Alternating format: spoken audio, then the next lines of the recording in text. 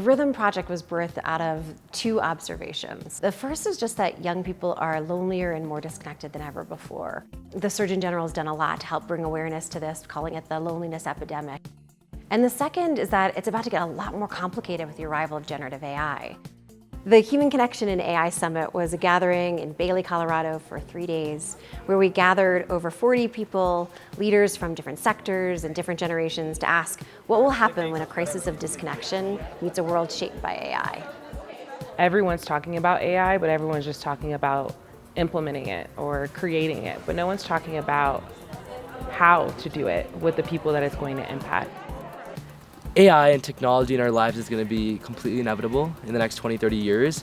But I think the biggest thing is to actually use that technology to increase human-to-human interaction. What does this mean for young people? What kind of questions should we be asking? What does engagement look like with parents? What does engagement look like with their peers at school? And so this, for me, was a really good opportunity for us to think through that, to really build a more robust program for what the kids experience in life. So we made a big bet on trying to build a room of people. They're exquisite and extraordinary in their own right, but who represent all of these different vantage points. Transition years of the year between 8th and 9th grade. So you had folks who were on the funder side, you had folks who were the users, like we had youth who were here, you had folks who were designing it like myself, and folks who are like in the work implementing it every day in schools. Day one, we asked ourselves, what is at stake for human connection for our young people? Day two, we got an opportunity to start to understand how AI is unfolding and how that may actually create some incredible opportunities for human connection and where it might start to erode human connection. Basically trying to put these things. Day three, we started to figure out, well, okay, now how do we actually get into action based on the insights that have emerged from this journey together?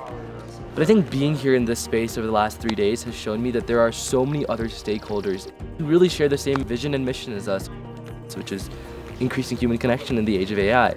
I really hope that from this experience, we really build a network of people who continually try to build and iterate off of what we're about to experience as we go into this AI world. I felt both nourished and kind of pushed and stretched in different ways from a place of love, right? I feel everyone is coming to this with appreciation for the time, the opportunity, and one another. And I think that's really a rare thing.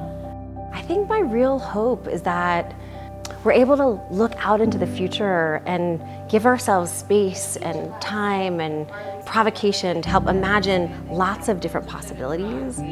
Love the transitional age. And then say, amongst all of these possible futures, what do we really want for our young people? What do they want for themselves? What I'm feeling. And then how do we get into action driving towards that future so that we're not passive recipients of these forces where we wake up 20 years from now and think, we really missed that moment.